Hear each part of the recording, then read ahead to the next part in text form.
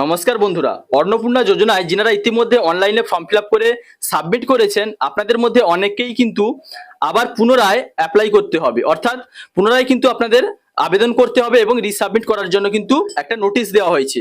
তো বন্ধুরা, এই নোটিশে কি বলা হয়েছে সেটা আপনাদের দেখাবো।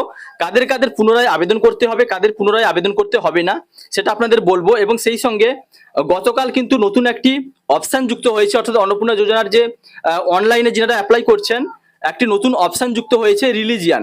যিনারা এই অপশনটা স্কিপ করেছেন, অর্থাৎ এর আগে যিনারা এই অপশনটা যুক্ত হওয়ার আগে যিনারা অনলাইনে ফর্ম ফিল আপ করে জমা দিয়েছিলেন, আপনারা এই অপশনটা বাদ দিয়েছেন, আপনাদের স্বাভাবিকভাবে বাদ চলে গেছে। তো আপনাদের কোনো সমস্যা হতে পারে কিনা বা আপনাদের নতুনভাবে কোনো এডিটের অপশন আসতে পারে কিনা সে সম্পর্কে নতুন কি আপডেট রয়েছে তা কিন্তু বিস্তারিত এই ভিডিওটির মাধ্যমে আলোচনা করব। তো বন্ধুরা, ভিডিওটি কিন্তু যথেষ্ট ইনফরমেটিভ হতে চলেছে, তাই আপনি যদি চ্যানেলে নতুন হন তাহলে ভবিষ্যতে ইনফরমেশন সবার আগে পাওয়ার জন্য সব চ্যানেলটি সাবস্ক্রাইব করে রাখুন, আর ফেসবুক থেকে দেখলে পেজটি ফলো করতে ভুলবেন না।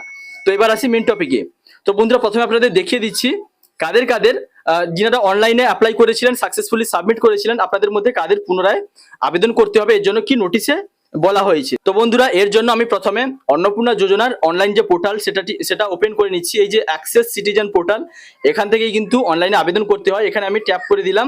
তো বন্ধুরা, ট্যাপ করার সঙ্গে সঙ্গে দেখুন এরকম একটা পেজ কিন্তু চলে এসেছে। তো এবার বন্ধুরা, নিচের দিকে দেখুন এই যে নোটসে কিন্তু এখানে লেখা রয়েছে citizens who have successfully applied on 3/6/2026 are requested to resubmit their application in the new format। অর্থাৎ এখানে বলা হয়েছে যে সমস্ত নাগরিকগণ জুনের 3 তারিখে অনলাইনে অ্যাপ্লাই করেছিলেন, অন্নপূর্ণা যোজনার জন্য আবেদন করেছিলেন, আপনারা সাকসেসফুলি সাবমিট করে দিয়েছেন, আপনাদের কিন্তু পুনরায় আবেদন করতে হবে, অর্থাৎ রিসাবমিট করতে হবে আপনাদের অ্যাপ্লিকেশন নতুন ফরম্যাটে। তো বন্ধুরা, কেন এই নোটিশটি দেওয়া হয়েছে? তো বন্ধু, আপনারা জানেন 3 তারিখে কিন্তু পোর্টালটি লঞ্চ করা হয়েছিল। তো পোর্টালটি চালু হওয়ার পরেও কিন্তু আপগ্রেড চলছিল। আপনারা যিনারা সেই দিনই ফর্ম ফিল আপ করেছেন, জুনের 3 তারিখে যিনারা ফর্ম ফিল আপ করে সাকসেসফুলি ফর্ম ফিল আপ করে সাবমিট করেছেন, আপনাদের কিন্তু অনেক তথ্য বাদ গেছে। তারপরে যেহেতু অনেকগুলি অপশন নতুনভাবে অ্যাড করা হয়েছে, তাই আপনাদের বলা হয়েছে পুনরায় নতুনভাবে কিন্তু আবেদন করার জন্য। অর্থাৎ বন্ধুরা, 3 তারিখে, শুধুমাত্র 3 তারিখে যিনারা এই অন্নপূর্ণা যোজনায় অনলাইনে ফর্ম ফিল আপ করে জমা দিয়েছেন, আপনাদের কিন্তু পুনরায় আবার নতুনভাবে এই সাইট থেকে, এই পোর্টাল থেকে কিন্তু আবেদন করতে হবে। অর্থাৎ আপনাদের 3 তারিখে যিনারা আবেদন করেছিলেন সেই আবেদনগুলি কিন্তু বাতিল করা হয়েছে। তো আপনারা পুনরায় নতুন ফরম্যাটে কিন্তু আবেদন করে নেবেন, না হলে কিন্তু আপনারা অন্নপূর্ণা যোজনার টাকা পাবেন না। তো বন্ধুরা, আশা করি বুঝতে পারলেন কাদেরকে পুনরায় আবেদন করতে হচ্ছে। কিন্তু যিনারা 3 তারিখের পরে, 4 তারিখে, 5 তারিখে বা তারপরে যিনারা অ্যাপ্লাই করছেন, আপনারা যদি সাকসেসফুলি সাবমিট করে দিয়েছেন, আপনাদের কিন্তু নতুনভাবে আবেদন করতে হচ্ছে না। তো এবার কথা হলো, অনেকেই কিন্তু চিন্তায় আছেন, গতকাল নতুন একটি অপশন এডিট হয়েছে, যেটা হলো রিলিজিয়ান।